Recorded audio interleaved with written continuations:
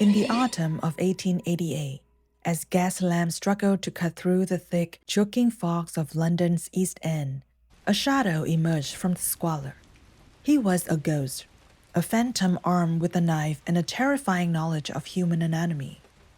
He hunted in the dark, preying on the most vulnerable women of Whitechapel. He murdered them with brutal surgical precision and then vanished back into the fog without a trace.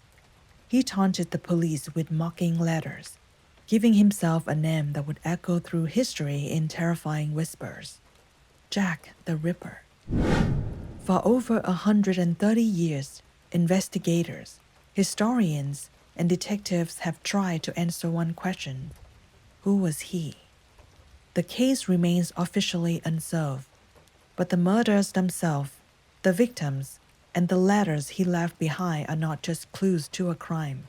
They are a window into the mind of the monster. Today, we are opening the case file on what is perhaps the most famous unsolved mystery of all time. We will walk the foggy streets of Whitechapel, examine the evidence, and build a psychological profile of a phantom. Case file number 1: The perfect hunting ground. To understand the killer, we must first understand his world. The Whitechapel district of 1888 was not just a place. It was a perfect hunting ground.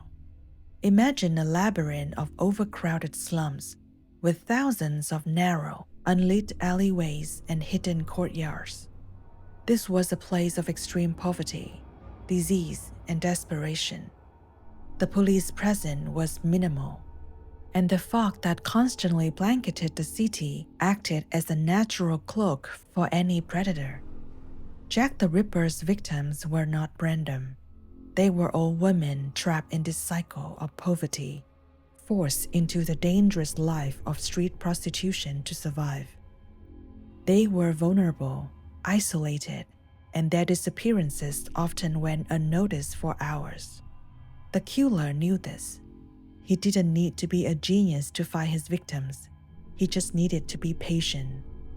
He chose this environment because it offered him two things every serial killer's craves: an endless supply of vulnerable targets and the near certainty of a clean getaway. The first canonical victim was Mary Ann Nichols, found on August 31st. Her throat was severed so deeply it nearly decapitated her. Just over a week later, on September 8th, the body of Annie Chapman was discovered. She has been murdered and brutally mutilated in the backyard of a lodging house. The city began to panic. Two more murders, those of Elizabeth Stride and Catherine Eddowes, occur on the same night, September 30th, an event that became known as the double event. The killer was becoming bolder, more frenzied. The mutilations were becoming more extreme, with organs being removed from the bodies. This escalation tells us something crucial about his psychology. He wasn't just killing for the sake of it. The act of mutilation, of dissection, was central to his ritual. This was not a crime of passion. It was a crime of power. He was not just ending lives. He was treating his victims like anatomical subjects, objects for his private, gruesome study. This surgical precision led the police to their first major theory. The killer had to be a doctor, a surgeon, or at least someone with medical training. Case file number 2: The mind of a monster. As the terror reached its peak, a letter arrived at the Central News Agency. Written in red ink, it was filled with arrogant, taunting language. It was the first time the killer gave himself a name. The letter was signed, "Yours truly, Jack the Ripper." Whether this letter and the dozen that follow were genuinely from the killer or elaborate hoaxes is still debated, but they provide a chilling, albeit potential, glimpse into his mind. The author of these letters is a classic narcissist. He craves attention. He sees his horrific crimes as a form of art, a grand performance, and he is furious that the police and the press aren't giving him the credit he feels he deserves. One famous letter, known as the From Hell letter, was sent with a piece of a human kidney, allegedly from one of the victims. Modern criminal profilers, looking back at the case, have pieced together a likely psychological profile. The killer was almost certainly a white male, likely between 25 and 35 years old. He was probably a local to the Whitechapel area, or at least worked there, as he knew the labyrinthine streets like the back of his hand, allow him to vanish within moments of committing his crimes. He was organized and methodical. He brought his own weapon, likely a long, sharp knife. He planned his attacks, stalking his victims and waiting for the perfect moment of isolation. The surgical nature of the mutilations and the fact that he took organs as trophies suggests a deep-seated, violent fantasy life that he was now acting out in reality. He was likely fueled by a profound hatred of women, possibly stemming from a past trauma or a relationship with a dominant female figure in his life, like a mother or a wife. He was a paradox, a ghost who craved the spotlight, a methodical planner who was driven by uncontrollable, violent urges, a man who could walk among the citizens of London by day and become a monster by night. This profile helped narrow the search, but the police were still left with a terrifying problem. There were thousands of men in London who could potentially fit this description. Case file number 3. The usual suspects. Over the decades, the list of potential suspects has grown to over 100, but a few names consistently rise to the top of the list, each with their own compelling theory. Suspect number 1, Montague John Druitt, a barrister and school teacher who came from a family with a history of mental illness.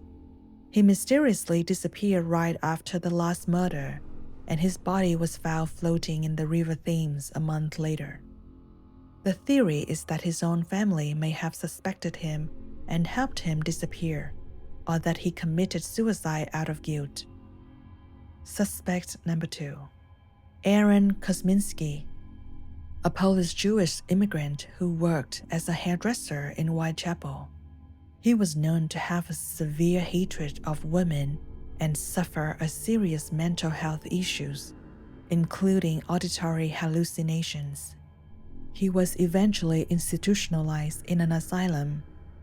A senior police officer at the time wrote in his memoirs that they strongly suspected Kosminski, but could never get enough evidence to convict him because the only witness was also Jewish and refused to testify against a fellow Jew.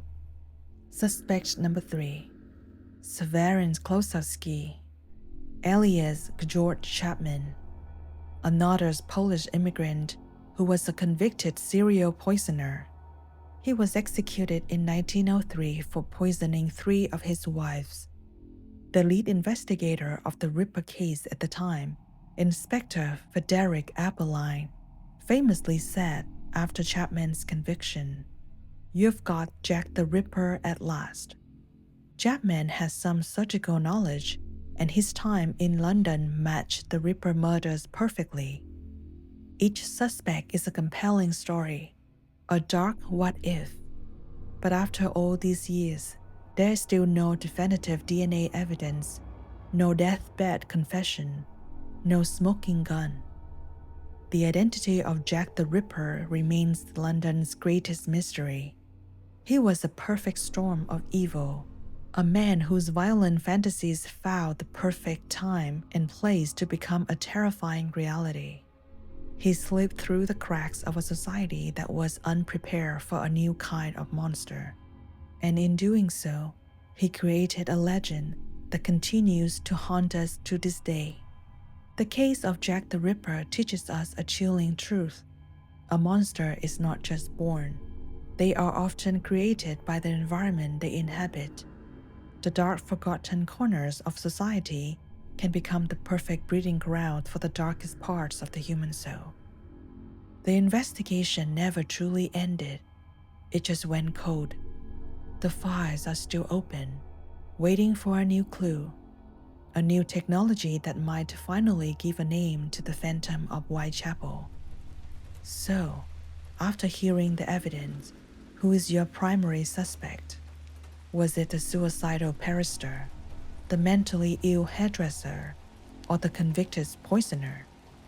Or was it someone else entirely, a name lost to history? Let me know your theory in the comments. Thank you for joining me in the alley today. Don't forget to subscribe so we can explore more mysteries and legends together. Bye.